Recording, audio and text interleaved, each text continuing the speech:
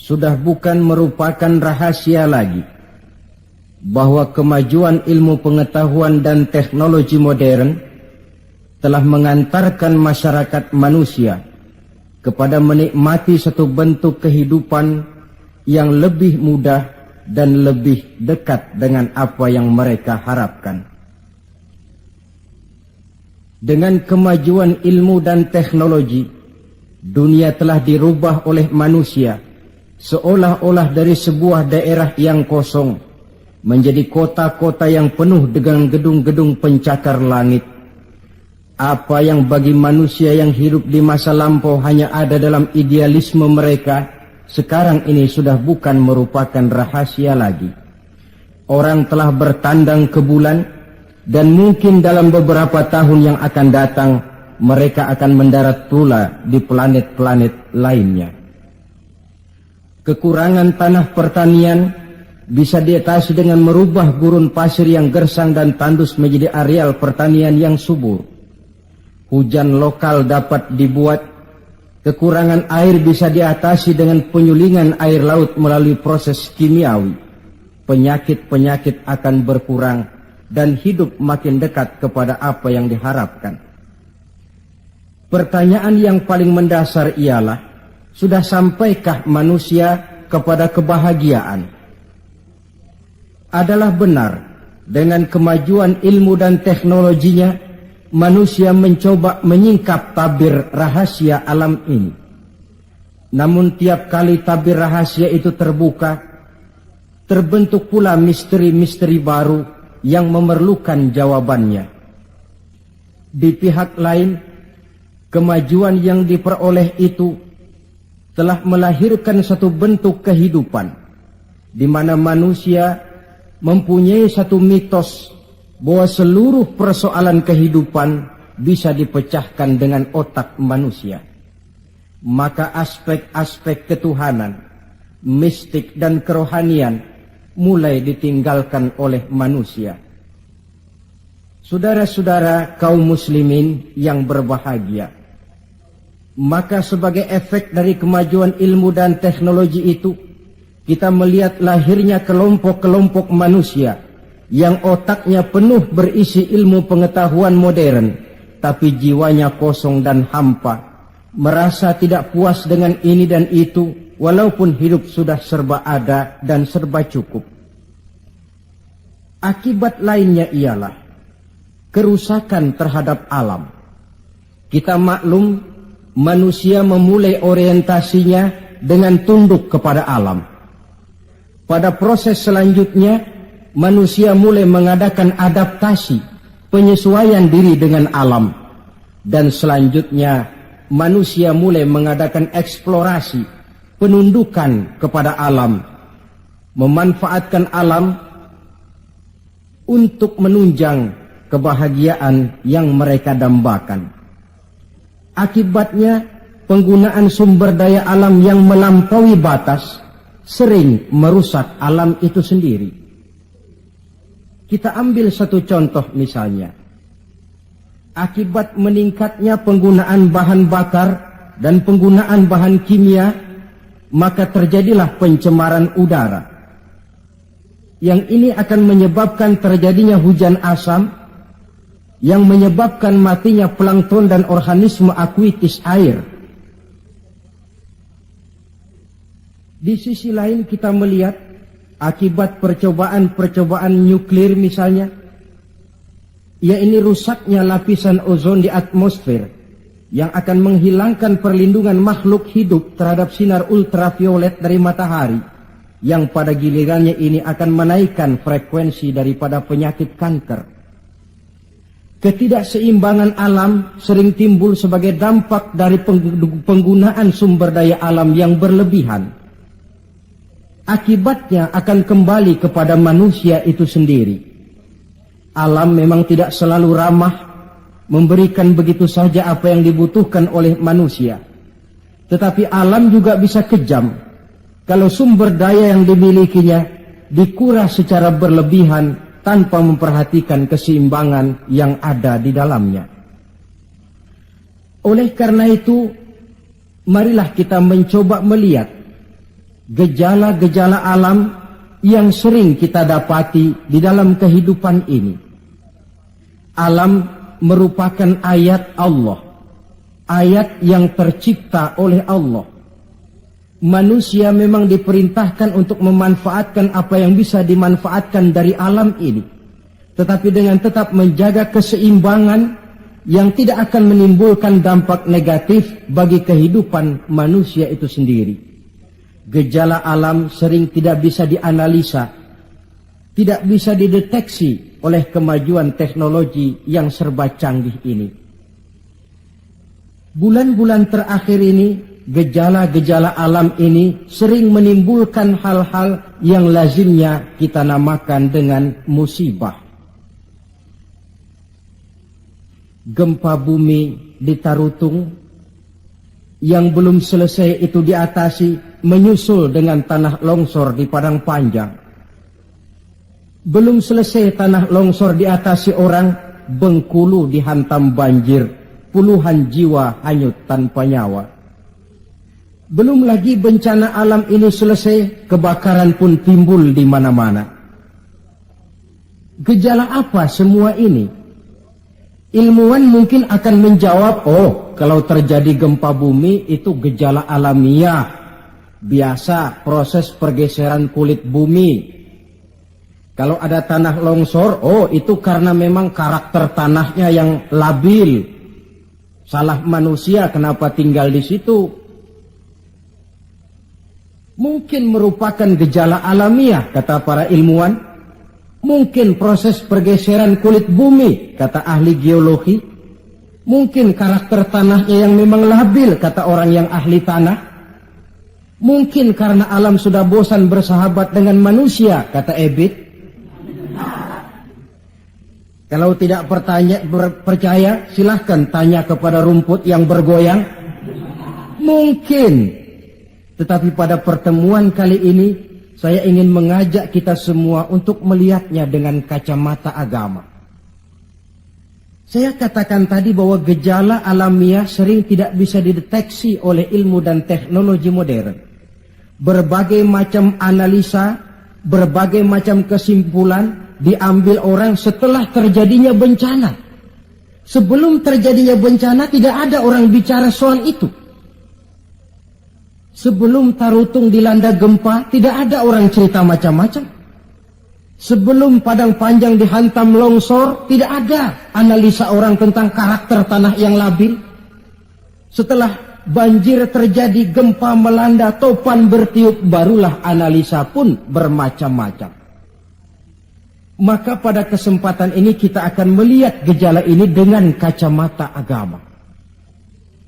Menurut agama, apapun yang menimpa kita lazimnya dinamakan musibah. Musibah ialah ma asaban nasu min khairin aw syarrin. Apapun saja yang menimpa manusia, baik itu merupakan hal-hal yang positif ataupun yang negatif, itu dinamakan musibah. Sesuatu yang menimpa manusia. Tapi dalam proses penggunaannya kemudian, musibah ini lebih ditujukan kepada hal-hal yang sifatnya negatif dan tidak diharapkan oleh manusia. Saudara-saudara kaum muslimin, musibah yang datang menimpa manusia itu bisa merupakan 3 kemungkinan. Kemungkinan pertama sebagai ujian.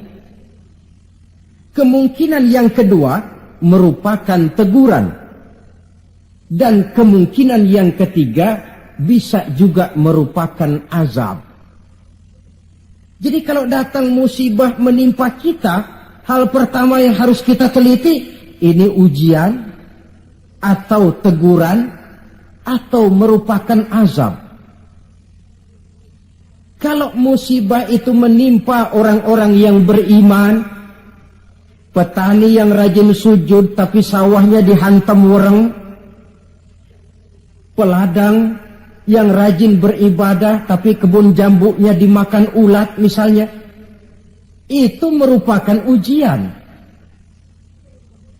Sebaliknya, Seorang mukmin yang gemar melakukan dosa lalu mendapat musibah, itu merupakan teguran agar dia kembali ke jalan yang benar. Sedangkan kalau orang kafir yang mendapat musibah, itu merupakan azab pada kehidupan di dunia ini. Syukurlah kalau musibah yang menimpa kita merupakan ujian. Sebab musibah yang merupakan ujian ini, jikalau kita jalani dengan lapang dada, tetap bertawakal kepada Allah, akan memberikan pahala kepada kita. Apa saja musibah yang merupakan ujian itu? Dalam surah Al-Baqarah ayat 155, Allah subhanahu wa ta'ala menjelaskan, A'udzu billahi minasyaitonir rajim. وَلَنَبْلُوَنَّكُمْ بِشَيْءٍ مِّنَ الْخَوْفِ وَالْجُوعِ وَنَقْصٍ مِّنَ الْأَمْوَالِ وَالْأَنْفُسِ وَالثَّمَرَاتِ. Dan pasti, kata Allah, ada lamu taukid di sini, dan pasti kami akan menguji kamu. Dengan apa? Bisyai'im minal khauf, dengan sebagian kecil dari rasa takut. Rasa takut yang tidak beralasan itu merupakan musibah. Musibah yang ujian buat orang-orang yang beriman. Kadang dalam hidup ini kita dihinggapi rasa takut. Yang kaya takut jatuh miskin. Yang berpangkat berkedudukan tinggi takut kalau jatuh lagi. Takut pensiun. Takut dan paling akhir takut mati. Bisyai'im minal khauf, kami coba, kami uji kamu dengan sebagian kecil daripada rasa takut. Wal ju', dan rasa lapar. Kelaparan yang melanda dunia di Ethiopia misalnya, di Bangladesh misalnya, dan di belahan bumi-bumi lainnya. Timbul pertanyaan, di negara-negara komunis itu jelas orangnya tidak bertuhan semua. Tapi jarang yang kedengaran kelaparan. Apa ini? Inilah ujian buat orang-orang yang beriman. Sebagian kecil dari rasa takut dan rasa lapar. Wa naqsin minal amwal, kekurangan harta. Entah kemalingan, entah kebakaran, entah banjir yang menyebabkan rusaknya harta benda, wasamarat, dan kekurangan buah-buahan, panen tidak jadi, musim panas berkepanjangan, orang ngamuk, ulat melanda. Ini merupakan musibah yang ujian. Menghadapi ujian semacam ini, Allah menjelaskan dalam kalimat berikutnya, wabasyiris sabirin, dan gembirakanlah orang-orang yang sabar menghadapi ujian tadi itu. Siapa sih orang yang sabar itu? Dalam pengertian sehari-hari, maaf ya, kita sering salah kaprah dengan sabar ini. Menurut kita yang namanya sabar itu orang yang diem, ayem, nggelenggem, gak macem-macem, itu kita sebut sabar. Sudah ketahuan gak salah apa-apa, kepalanya ditampar orang, kelepak. Diem aja. Temennya bilang, sampean gak salah ditampar kok diem. Saya lagi sabar. Oh, saya kira sabar yang begini ini sabar yang salah pasang. Siapa sih orang yang sabar ini? Ayat selanjutnya menjelaskan, ini yang disebut tafsirul ayat bil ayat. Ayat mentafsirkan ayat. Siapa orang yang sabar itu? Alladzina iza asabathum musibah qalu inna lillahi wa inna ilaihi raji'un. Orang yang sabar ialah orang yang kalau mereka kena musibah, mendapat kesulitan, kesukaran, mereka sadar kembali kepada prinsip inna lillahi wa inna ilaihi raji'un. Sesungguhnya kami berasal dari Allah dan sesungguhnya kami akan kembali kepada Allah. Bukan ucapannya, tapi penghayatannya yang terpenting dalam kehidupan. Kalau ini yang jadi basis kehidupan, rasa takut tidak perlu ada dalam hidup ini? Walaupun kekurangan harta, kekurangan buah-buahan, kena musibah lapar, tidak perlu ada rasa takut. Kenapa? Kita sadar segalanya datang dari Allah, akan kembali menghadap Allah. Kalau kita punya jabatan tinggi, tidak takut diberhentikan, tidak takut pensiun. Kenapa? Sadar. Dulu pun waktu saya lahir ke dunia, saya enggak bawa jabatan apa-apa. Kalau sekarang harus pensiun atau diberhentikan, inna lillah wa inna ilaihi raji'un. Terlahir pun ke alam ini, tidak ada saya menyandang pangkat.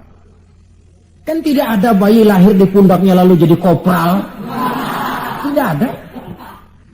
Inna lillah wa inna ilaihi raji'un. Kalau satu saat dia kehilangan harta yang dicintainya, dia sadar lalu kembali. Dulu pun ketika lahir ke alam ini, tidak ada harta yang saya bawa, telanjang saya lahir ke alam ini. Ini namanya filsafat kehidupan yang paling mendasar. Segalanya datang dari Allah, segalanya akan kembali kepada Allah. Tanpa kesadaran ke arah itu, boleh jadi perasaan takut akan merajai hati kita. Si kaya takut miskin, si pangkat takut jatuh rendah ke bawah, dan selanjutnya, dan selanjutnya. Tapi orang yang sadar segalanya datang dari Allah, segalanya akan kembali kepada Allah, apa yang perlu dirisaukan? Apa yang perlu ditakutkan? Karena basis kehidupannya, dia pasrah. Segala yang saya punya, segala yang saya miliki dalam kehidupan ini, cuma titipan dari Allah. Kembali semuanya menghadap kepada Allah. Ma'asyiral muslimin rahimakumullah. Itulah sebabnya seorang muslim setiap mendapat musibah, dia harus mengucapkan inna lillah wa inna ilaihi raji'un. Jangan macam kita ini inna lillahinya kalau ada orang mati saja. Sampai dulu dalam satu pengajian, seorang kiai tanya santrinya, kemana si fulan tidak datang? Kata temannya, si fulan sakit kiai. Kata kiai, inna lillah wa inna ilaihi raji'un. Temannya nyaut, kiai belum mati dia. Loh, kata kiai, sakit itu kan musibah. Setiap terkena musibah, orang dianjurkan, disunahkan mengucapkan inna lillahi wa inna ilaihi raji'un. Jadi bukan cuma ucapan bibir yang tidak berakar ke hati, tetapi ucapan bibir yang berakar ke hati lalu diterjemahkan dalam kehidupan. Segalanya datang dari Allah, segalanya pun akan kembali kepada Allah. Marilah kita lihat dalam kehidupan, akibat tidak sadarnya orang kepada innalillahi, gejalanya dalam kehidupan modern ini kan bisa kita lihat. Berapa banyak orang-orang yang tadinya sudah adil, berjuang hendak menegakkan keadilan, tapi di tengah jalan dia bisa berbalik menjadi orang yang justru menginjak-injak keadilan. Berapa banyak orang-orang yang tadinya sudah benar, ingin memperjuangkan kebenaran, di tengah jalan berbalik menjadi orang yang hanya mau benar sendirian, walaupun tidak benar bagi orang lain. Dan berapa banyak orang-orang yang tadinya sudah rela mengorbankan kepentingan pribadi demi kepentingan orang banyak, tapi di tengah jalan dia berbalik menjadi orang yang tidak segan-segan mengorbankan kepentingan orang banyak demi kepentingan pribadi, keluarga, dan golongannya saja. Tepat benar sindiran Allah dalam satu ayat, wa iza massal insana ad-durru da'ana li jambihi au qa'idan au qa'ibah. Apabila manusia sedang ditimpa oleh kesulitan, mereka berdoa kepada kami, mohon agar kesulitannya diangkat oleh Allah. Doa itu diucapkannya dalam keadaan berdiri, pada waktu berbaring, dalam segala posisi, mohon kepada Allah. Falamma kasyafna anhu durrahu, tapi manakala kesulitan yang menimpa mereka sudah kami angkat, kami hilangkan, marra ka'allam yad'una ila durrin massahu, mereka berjalan dengan sombongnya, seolah-olah belum pernah minta tolong kepada kami sebelumnya. Ini gejala manusia sekarang. Kalau kepepet, ya Allah, dihantam banjir, Allah, ada kebakaran, Allah, kena bumi gempa, Allah, dalam keadaan normal, Allah pun dicampakkan dalam kehidupannya. Na'udzubillah, summa na'udzubillah. Saudara-saudara kaum muslimin yang berbahagia, di zaman Rasulullah sallallahu alaihi wasallam ada seorang sahabat bernama Sa'labah bin Hatib Al-Ansari. Dia orang miskin, tetapi kemiskinannya tidak menghalangi ibadahnya kepada Allah. Salat jamaah tidak pernah ditinggal. Di mana ada Rasul, di situ ada Sa'labah. Cuma Sa'labah ini model. Tiap selesai sholat langsung pulang. Tidak wirid, tidak zikir, tidak doa.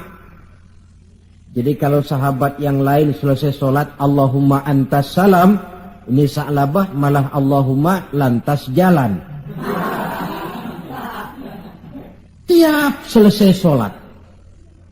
Sampai satu hari baginda Rasul bertanya, "Hei Sa'labah," "Labaik ya Rasulullah." "Kau ini macam orang munafik saja. Apa tidak penting wirid, zikir dan doa?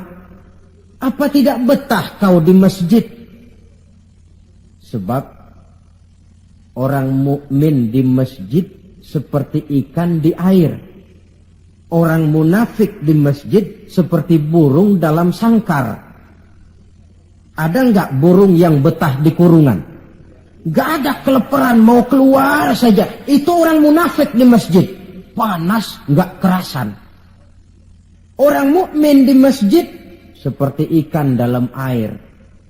Apa ada ikan yang enggak betah di air? Ada. Ikan mau mati. Loh ya, kalau ikan sudah enggak betah di air kan ikan mau mati namanya. Kalau orang mukmin sudah enggak kerasan di masjid, jiwanya sudah mau mati itu. Kau ini macam orang munafik saja Sa'labah. Maafkan saya ya Rasulullah. Kenapa? Saya bukan tidak betah di masjid. Lalu bukan pula menganggap doa, wirid dan zikir itu tidak penting. Lalu apa pasalnya? Saya ini orang miskin ya Rasulullah. Saya punya kain satu-satunya, berdua sama istri saya. Jadi waktu saya sholat di maghrib di masjid, istri saya di rumah nungguin giliran kain. Maka saya cepat-cepat pulang, aplusan kain. Oh ini kan kere ini. Oh begitu ya. Lalu gimana? Sekarang gini saja ya Rasul, ini sudah kadang ditanya. Kemarin-marin saya mau minta sendiri, malu. Ini sudah kadang ditanya lah, saya berani. Gimana? Tuankan Rasul. Lalu, namanya Rasul kan doanya jarang meleset. Jadi, tolonglah doakan kepada Allah supaya saya jadi orang kaya. Kalau saya kaya ya Rasul, saya punya kain sendiri, istri punya kain sendiri, asyik saya ibadah, saya akan wirid, saya akan zikir, saya akan tenang di masjid. Biasa, omongan orang belum punya duit. Itu selalu begitu. Sa'labah, kata Rasul, labaik ya Rasulullah. Qalilun tuaddi syukrahu khairun min kasirin la tutiquhu. Sedikit kamu syukuri itu lebih baik daripada banyak tapi kau tidak kuat bawanya.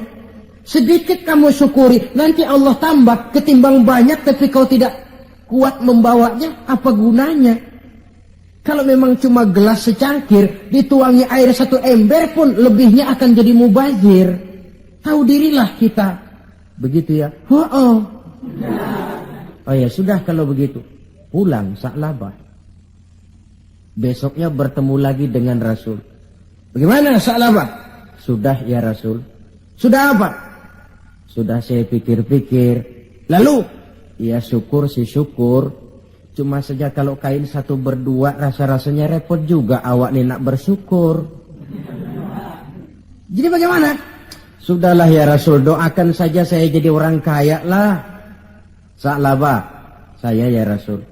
Kau ini kan orang Islam toh? Iya. Nah, orang Islam itu yang jadi contoh siapa? Tuan ya Rasulullah. Betul? Betul. Kau lihat saya kaya enggak? Enggak. Kenapa minta kaya? Iya ya, iya, pulang. 2 kali knock out. Hari ketiga datang lagi dia ke masjid nekat. Ya Rasulullah, gimana Sa'labah? La in atani Allahu min fadlihi la usaddiqanna wa la akunanna minas salihin. Kalau Allah memberikan rezeki kepada saya, kalau saya jadi orang kaya ya Rasul, pokoknya saya akan jadi orang soleh, tekun ibadah. Wala a'ti kulladzi haqqin haqqah. Akan saya berikan tiap orang haknya. Pokoknya kalau saya kaya, sip dah. Omongan orang belum kaya memang begitu. Saudara-saudara, kata Rasul, Sa'labah yang benar. Benar. Yakin? Yakin. Janji ya? Janji. Mari saya baiat. Selesai baiat didoakan oleh baginda Rasul, Allahumma rzuq Sa'labah, ya Allah berikan rezeki kepada Sa'labah. Selesai didoakan, Sa'labah dihadiahkan seekor kambing oleh baginda Rasul. Kambing perempuan, sedang hamil, malah nggak ada suaminya lagi. Ya nggak apa-apa kambing. Saya ini cerita kambing. Kambingnya hamil nggak ada suaminya. Kambing. Yang orang jangan tersinggung loh. Saya ngomong kambing. Sa'labah, kau bawa pulang kambing ini. Kau pelihara. Mudah-mudahan membawa berkah. Baik ya Rasul. Dibawa pulangnya kambing itu, dirawatnya baik-baik. Lalu lahiran kambing itu. 1 jadi 2. 2 jadi 3. 3 lahir lagi jadi 5. 5 jadi 7, 7 jadi 10, 10 jadi 15. Makin lama makin banyak kambingnya, makin sibuk. Datang sholat mulai terlambat. Kalau tadinya belum azan sudah datang ke masjid, sekarang sudah qomat baru nongol. Lambat laun sholat 5 waktu tidak kelihatan di masjid, kelihatan cuma Jumat saja. Itu pun kalau khatib sudah naik mimbar dia baru datang. Rasul bertanya, kemana Sa'labah? Sibuk ya Rasul, kambingnya makin banyak sekarang, ngembalaknya keluar kota. Ya wailah Sa'labah. Aduh, kasihan Sa'labah. Aduh, celaka Sa'labah. Sampai Jumat pun tidak kelihatan di masjid. Kelihatan paling-paling cuma Idul Fitri sama Idul Adha. Sholat tahunan. Nah, kemudian sampai waktunya di mana umat Islam diwajibkan membayar zakat.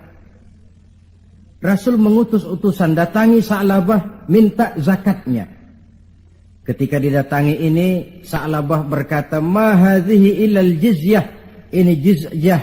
Saya tidak wajib zakat. 2 kali sampai 3 kali dia tidak mau bayar zakatnya. Kata Rasul, cukup. Jangan didatangi lagi. Kemudian turunlah ayat, wa minhum man ahadallaha la in atani Allahu min fadlihi la usaddiqanna wa la akunanna minas salihin. Di antara mereka ada yang berjanji kepada Allah, kalau diberikan rezeki akan bersedekah dan akan jadi orang baik-baik. Tapi setelah diberikan rezeki mereka berpaling dan lupa dengan janjinya. Ayat ini disampaikan orang kepada Sa'labah. Sa'labah baru saja turun ayat bunyinya begini-begini. Rasanya ayatnya nyindir sampean ini. Ah, enggak ah. Habis siapa lagi yang punya mental macam ini? Dia sadar. Cepat-cepat dia datang menghadap baginda Nabi, hendak bayar zakat. Kata Rasul, cukup Sa'labah. 3 kali utusanku datang, kau tidak mau bayar, sekarang bawa pulang lagi. Sampai Rasul wafat.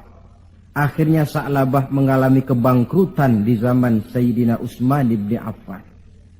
Tengoklah riwayat Sa'labah ini. Ketika diuji dengan kemiskinan, dia lulus. Rajin ibadah, dekat dengan Rasul. Tapi ketika diuji dengan kekayaan, dia lupa diri dan jatuh menjadi orang yang bakhil. Saudara-saudara, itulah sebabnya kita berharap mudah-mudahan bencana yang menimpa bangsa kita akhir-akhir ini, entah itu merupakan gempa di Tarutung, tanah longsor di Padang Panjang, banjir di Bengkulu, kebakaran di Pasar Mercubuana, Medan, kebakaran di Pasar Anyar, Bogor. kita berharap itu merupakan ujian saja. Ujian yang harus kita terima dengan sikap mental inna lillah wa inna ilaihi raji'un. Segalanya datang dari Allah, kembali kepada Allah. Lalu apa manusia ini? La haula wa la quwata illa billahil aliyyil azim. Nah, ini musibah pertama. Musibah merupakan ujian. Yang kedua, ada musibah itu yang merupakan teguran dari Allah. Bukan ujian, tapi teguran. Wong namanya ditegur, tentu karena orang lalai, lupa diri, lengah, sehingga perlu ditegur. Dalam surah Ar-Rum ayat 41, Allah menjelaskan, Zaharul fasadu fil barri wal bahri bima kasabat aydin nas. Telah bertebaran kerusakan di daratan dan di lautan dari sebab ulah tangan-tangan manusia. Liyuziqahum ba'dallazi 'amilu la'allahum yarji'un. Agar Allah memberikan kepada mereka sebagian daripada balasan akibat ulah tangan mereka sendiri. Mudah-mudahan dengan balasan dan teguran-teguran ini mereka kembali sadar, ingat diri dan bertaubat kepada Allah Subhanahu wa taala. Telah bertebaran kerusakan di daratan dan di lautan dari sebab ulah tingkah pola tangan manusia. Di awal tadi sudah saya coba jelaskan sepintas. Kemajuan ilmu dan teknologi modern ternyata tidak selamanya punya dampak positif. Juga dia punya dampak negatif yang berakibat kepada kehidupan manusia sendiri. Satu contoh misalnya. Sekarang ini kan orang mulai membuat apa yang disebut dengan rumah kaca. Kalau saudara berjalan melihat bangunan-bangunan tinggi, kan sudah ada yang seolah-olah semuanya ditutup dengan kaca. Memang di lain pihak akan mengurangi penggunaan sumber daya alam yang baku, tapi di lain pihak rumah kaca ini akan menaikkan suhu udara. Akibatnya permukaan air laut akan naik karena mengembangnya air laut. Dan jangka panjangnya melelehnya es di kutub. Akibatnya kota-kota yang berada di pantai-pantai yang rendah banyak mengalami erosi dan pencemaran air. Misalnya Jakarta, Bangkok, New York. Tahu New York? Pernah ke New York? Ke New York belum pernah? Sama.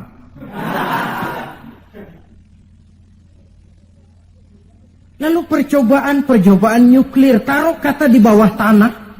Tapi efek negatifnya tadi saya katakan, rusaknya lapisan ozon di atmosfer sana, di daerah Antartika, yang akan menghilangkan perlindungan makhluk hidup terhadap sinar ultraviolet dari matahari.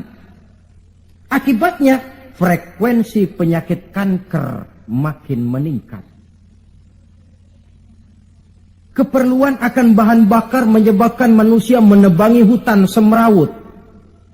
Erosi timbul, banjir melanda. Di lain pihak gurun-gurun Sahara makin meluas. Sedangkan dunia, bumi yang kita tinggali ini bukan satu wujud yang tanpa batas. Bertebaran kerusakan di daratan dan di lautan akibat ulah tangan-tangan manusia sendiri. Kemajuan ilmu dan teknologi modern yang mengabaikan proses keseimbangan alam.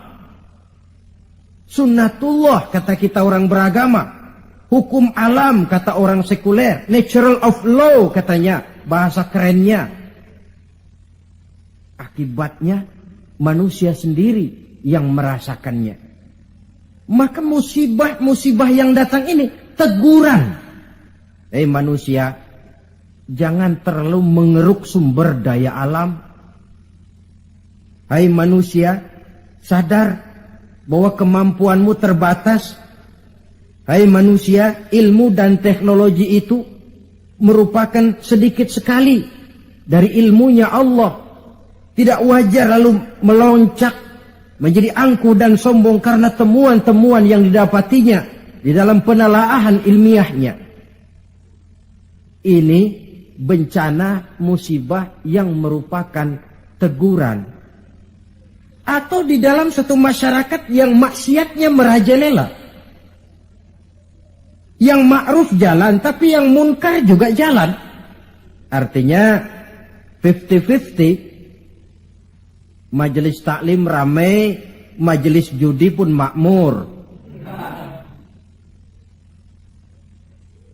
Pondok pesantren hidup, tapi juga tempat-tempat maksiat berjalan. Keseimbangan ini memerlukan teguran. Dan teguran itu sesungguhnya tidak hanya dalam bentuk bencana alam, tapi juga secara pribadi yang ada dalam diri kita. Kalau kulit mulai keriput, teguran itu, awas kereta mau berangkat. Jangan tua-tua keladi nak makin tua makin menjadi. Sadarlah diri. Kalau uban sudah bertabur, kalau pandangan sudah lamur, kalau pendengaran sudah kabur, kalau makan pun cuma kuat makan bubur, tandalah tuh sudah dekat ke lubang. Awas kereta mau berangkat. Teguran yang datang menimpa diri dalam bentuk yang luas, yang merupakan bencana alam, musibah dan sebagainya. Ini bentuk yang kedua, bencana merupakan teguran. Bentuk yang ketiga, ada bencana itu, musibah itu yang merupakan azab dari Allah. Dalam surah Ali Imran ayat 112, Allah Subhanahu wa taala menjelaskan, "Duribat alaihimu dhillatu aynama thuqifu." Dimanapun mereka berada, mereka akan ditimpa oleh kehinaan. Illa bihablim minallah wa hablim minan nas. Kecuali mereka yang teguh berpegang dengan tali Allah, agama ini, wa hablim minan nas, dan tali hidup bermasyarakat. Wa ba'u bighadabim minallah. Mereka akan mendapat murka dari Allah. Wa duribat alaihimul maskana. Juga ditimpakan kehinaan dan kerendahan kepada mereka. Apa penyebabnya? Dzalika biannahum kanu yakfuruna biayatillah wa yaqtuluna al-anbiya'a bighairi haqq. Dzalika bima 'asaw wa kanu ya'tadun. Ada 4 penyebabnya menurut Ali Imran ayat 112 ini. Kenapa ditimpakan kehinaan, kerendahan? Lahir di tengah negara Katulistiwa, bagaikan jamrut mutiara, daerahnya subur makmur, hijau ranau, gemah ripah loh jenawi. Tapi kadang-kadang tertimpa kelaparan, tertimpa ketakutan. Apa penyebabnya? 4 penyebab utama.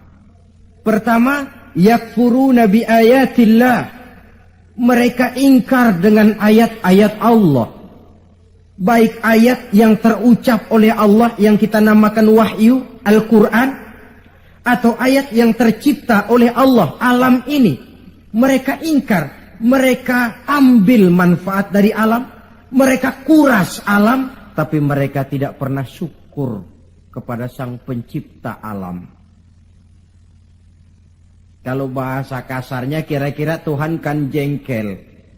Bumi gue aja lu manfaatin gue nya, lu gak mau sembah. Ingkar, kafir kepada ayat Allah. Itu yang mendatangkan musibah. Dijelaskan dalam An-Nahl 112. Wa daraballahu masalan qaryatan kanat aminatan mutmainnah. Allah memberikan satu contoh tentang kampung, kota, negara yang aman, tenang, tentram, damai.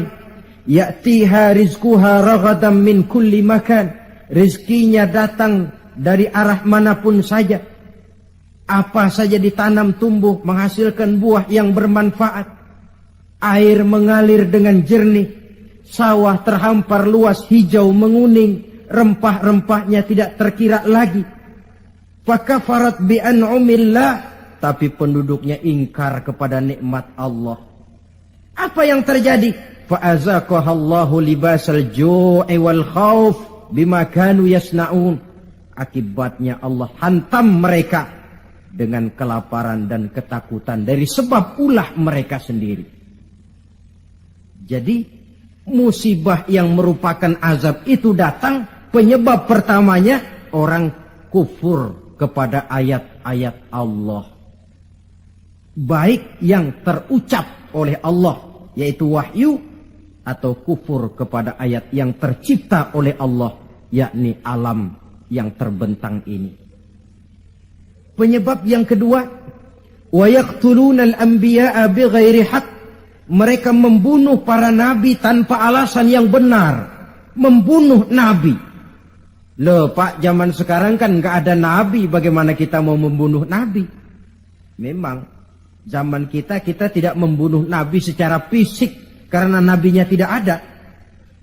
Tapi menginjak-injak ajarannya, meletakkan ajarannya di bawah rasio, itu kan sudah membunuh nabi. Buat apa kita agungkan namanya kalau kita injak ajarannya? Buat apa kita sebut dan kita sanjung dia kalau kita belakangi perintahnya? Membelakangi para nabi. Itu sudah pembunuhan kepada para nabi, pembunuhan gaya modern zaman kita sekarang ini. Muhammad itu manusia biasa. Sebagai manusia kan dia bisa salah. Karena itu yang mutlak cuma Quran. Hadis, sunnah itu bikinan Nabi saja, itu kan sejarah. Jadi sumber agama cuma Quran. Muncullah orang-orang yang ingkar sunnah. Itu kan juga membunuh Nabi. Wa yaqtulunal anbiya'a bighairi haqq. Sebab yang kedua. Adapun sebab yang ketiga, dzalika bima asaw, perbuatan maksiat yang merajalela, dikerjakan terang-terangan. Agama memerintah amar ma'ruf nahi munkar kan? Tapi yang dia kerjakan amar munkar nahi ma'ruf. Tebulak. Terbalik. Amar munkar nahi ma'ruf. Yang munkar malah dianjurkan, yang ma'ruf yang baik-baik malah dicegah. Yang munkar dianjurkan, bahkan diberikan iming-iming akan mendapat hadiah sekian ratus juta, akan ini akan itu. Yang munkar diiming-iming, yang ma'ruf malah dihalang-halangi. Pengajian sulit, dakwah kadang-kadang mengalami posisi yang tidak diharapkan. Akibatnya ya prinsip yang terbalik, namanya amar munkar nahi ma'ruf. Yang munkar diperintah, yang ma'ruf malah dicegah. Akibatnya perbuatan munkar dikerjakan berterang-terangan. Malah belum lama ada orang yang mengusulkan supaya pemerintah membuka judi secara resmilah untuk menutup judi yang ngumpet-ngumpet ini. Kalau resmi nanti bisa dikontrol katanya. Inna lillahi wa inna ilaihi raji'un. Yang sudah diputuskan untuk dilarang, dianjurkan supaya dibuka lagi. Dibuka, ditutup saja, ditutup dan dilarang saja, yang ngumpet-ngumpet masih banyak. Apatah lagi kalau dibuka berterang-terangan. Judi kronis, mabuk jadi kebanggaan, perbuatan zina sudah cerita harian. Malah yang aneh bin ajaib kadang-kadang terjadi sedarah sendiri. Ada bapak melalap anak kandungnya. Ada anak kandung tidur sama ibunya. Kalau tidur biasa wajar, ini tidur-tidur. Allahu Akbar. perbuatan maksiat yang merajalela mengundang azab. Yang keempat, penyebab yang keempat, wa kanu ya'tadun. Mereka benar-benar telah melampaui batas. Yang kaya melampaui batas, menumpuk kekayaannya. Beli gunung, beli laut, beli langit kalau bisa. Ya'tadun, perbuatan yang melampaui batas. Nah, yang kita khawatir, kalau musibah yang menimpa ini merupakan azab, tinggal kita introspeksi dan mawas diri saja. Saya mendapat kesulitan, musibah ini kira-kira ujian, teguran, atau azab. Kalau musibah menimpa orang kafir, azab. Kalau dia menimpa orang baik-baik, ujian. Kalau dia menimpa orang baik yang berbuat dosa, teguran. Jadi jangan kita sholat saja tidak pernah, puasa tidak pernah, dapat musibah lalu bilang saya lagi diuji oleh Tuhan. Bukan diuji, itu lagi dikasih perskot. Panjer nih, perskot azab, kontannya di akhirat nanti.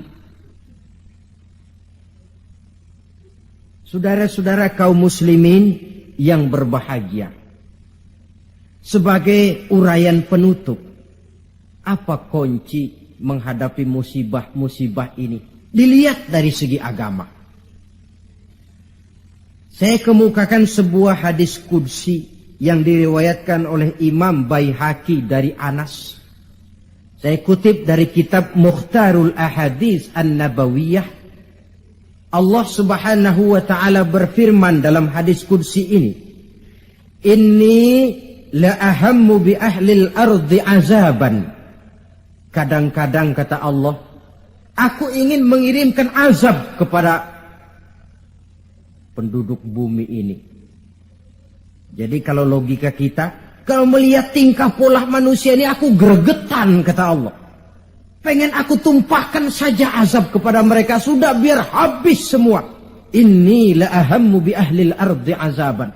Kadang aku ingin menghantam mereka dengan azab. Falamma nazartu ila ummari buyuti. Tapi kalau aku melihat, kata Allah, orang-orang yang memakmurkan rumahku. Siapa orang yang memakmurkan rumah Allah itu? Orang yang rajin memakmurkan masjid. Kalau aku lihat itu, kata Allah, wal mutahabbina fi, dan orang yang saling cinta mencintai karena aku, kata Allah, wal mustaghfirina bil ashar, orang-orang yang melakukan istighfar mohon ampun kepada Allah baik pada waktu pagi maupun petang. Suripat saraftu azabi anhum, aku angkat azabku dari mereka. Jadi rupanya ini yang meredam murka Allah itu. Allah sih maunya numpahkan azab, tapi begitu Allah melihat orang yang tekun memakmurkan masjid, rajin sujud, menghidupkan dakwah di masjid, orang yang saling kasih mengasihi karena Allah, orang yang mohon ampun di waktu pagi dan petang, azab itu, keinginan menyampaikan azab, aku tarik kembali, kata Allah. Jadi apa obat pertama? Makmurkan masjid. Jangan sebaliknya. Kalau orang sudah lebih penuh ke gedung bioskop daripada ke masjid, kalau orang sudah lebih menyukai hidup berfoya-foya ketimbang membantu fakir miskin, yatim piatu, dan orang-orang tidak mampu, kalau koran sudah jadi bacaan wajib sementara Quran cuma sekedar hiasan rak di rumah, tidak ada lagi nanti yang dipandang-pandang Allah. Wal mutahabbina fi, orang yang cinta mencintai karena Allah. Wal mustaghfirina bil ashar, orang yang memohon ampun pada waktu siang dan malam, sore dan pagi. Ini yang meredam murka Allah. Jadi di antara yang harus kita lakukan di dalam memohon kepada Allah agar bencana musibah ini berkurang, apa jalannya? Salah satu di antaranya pertama memakmurkan masjid. Yang kedua, kalau ngambil istilah yang lagi ngepop, memasyarakatkan istighfar dan mengistighfarkan masyarakat. Jangan cuma olahraga saja di masyarakat, istighfar. Satu contoh pengalaman, beberapa waktu yang lalu kan Gunung Galunggung meletus toh. Meletus apa meletus? Meletus. Di kaki Gunung Galunggung, di desa yang namanya Kikisik, tinggal seorang ajengan, kiai kalau di Jakarta bilang, Ajengan Syadili. Beliau belum lama meninggal dunia. Orang lain pindah, beliau tenang saja di situ. Pesantren, masjid, komplek perumahan. Saya pernah berziarah ke tempat beliau pada saat gunung sedang aktif, meletus. Saya tanya, Ajengan, apa ndak kepengen hijrah? Hijrah? Iya. Saya malah menganjurkan, kata beliau. Tapi hijrah yang saya anjurkan itu pindah dari maksiat kepada taat. Pindah dari jauh kepada Allah menjadi dekat dengannya. Pindah dari menentang Allah menjadi taat kepadanya. Pindah dari malas ibadah menjadi rajin ibadah. Hanya dengan hijrah macam ini insya Allah Galunggung reda. Sebab siapa sangka dia bakal meletus. Tidak diawasi. Tidak masuk gunung yang frekuensinya itu membahayakan dalam waktu singkat seperti Anak Krakatau atau Merapi. Tahu-tahu meletus. Dan letusannya cukup lama, memakan waktu 1 bulan lebih. Nggak, saya bilang Ajengan, maksud saya hijrah pindah tempat tinggal ini bahaya kelas 1. Kalau lahar jatuh habis ini. Lalu beliau membacakan satu ayat yang saya tercenung. Apa ayat yang beliau baca? Wa ma kana li nafsin an tamuta illa bi iznillah. Tidak ada orang akan mati kalau bukan dengan izin Allah. Biar saya tetap di sini, kalau Allah tidak izinkan saya mati, insya Allah saya selamat. Lantaran yang ngomong kiai, ahli ibadah, saya setuju. Tapi kalau yang ngomong okem, biar saya di sini, kalau Allah nggak izinkan kan saya selamat. Alah, jangan bertingkah lah, pindah aja. Kita ini kan kadang-kadang tidak melihat makom ya, kedudukan di sisi Allah. Orang lain baca ini bisa begini ya, orang lain kiai, kita yang bukan kiai, lalu mau ikut-ikutan. Nabi Ibrahim masuk ke api, lalu ada ayat ya narukuni bardan wassalaman ala Ibrahim. Hei api dingin, kamu selamatkan Ibrahim. Nabi Ibrahim ya selamat, api dingin. Lalu kita masuk ke api baca ayat tadi, mateng.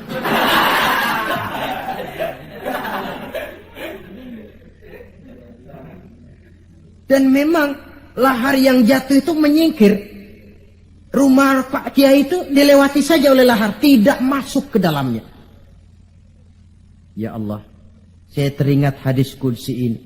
Orang yang tekun memakmurkan masjid, orang yang kasih mengasihi karena Allah, orang yang beristighfar di waktu pagi dan petang, di kala siang dan malam, di tengah maksiat melanda kehidupan, di kala orang lupa diri dan lupa daratan, hancur di meja judi, hanyut dalam botol-botol minuman keras, terlena di tempat-tempat pelacuran, dinina bobokkan oleh korupsi dan penyalahgunaan jabatan dan wewenang, dan segala macam perbuatan-perbuatan yang melampaui batas. Mereka yang tekun memakmurkan masjid, kasih mengasihi karena Allah, melaksanakan istighfar, mereka ini yang meredam murka Allah.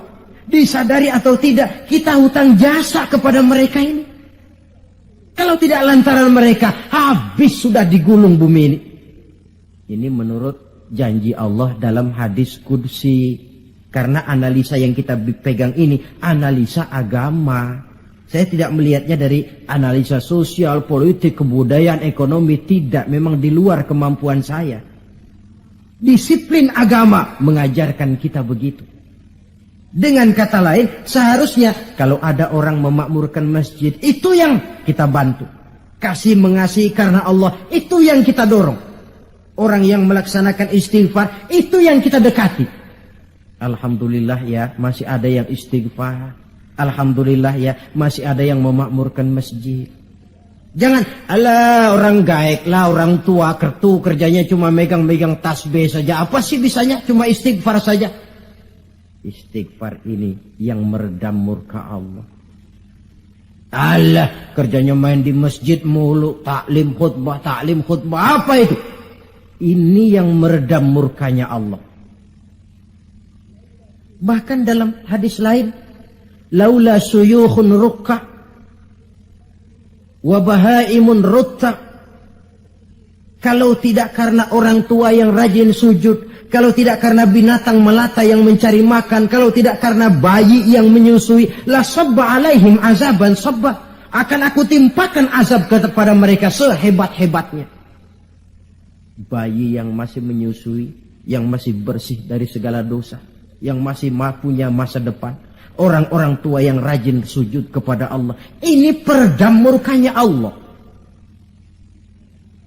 Jadi kesimpulan di antara resep mengatasi musibah akhir-akhir ini dari kacamata agama, pertama makmurkan masjid, yang kedua tumbuhkan saling kasih mengasihi karena Allah, yang ketiga memasyarakatkan istighfar dan mengistighfarkan masyarakat. Kaum muslimin, inilah saja yang kita bicarakan pada pertemuan kali ini. Semoga ada manfaatnya. Terima kasih atas segala perhatian. Mohon maaf atas segala kekurangan. Usikum wa nafsi bitaqwallah. Wassalamualaikum warahmatullahi wabarakatuh. Waalaikumsalam warahmatullahi wabarakatuh.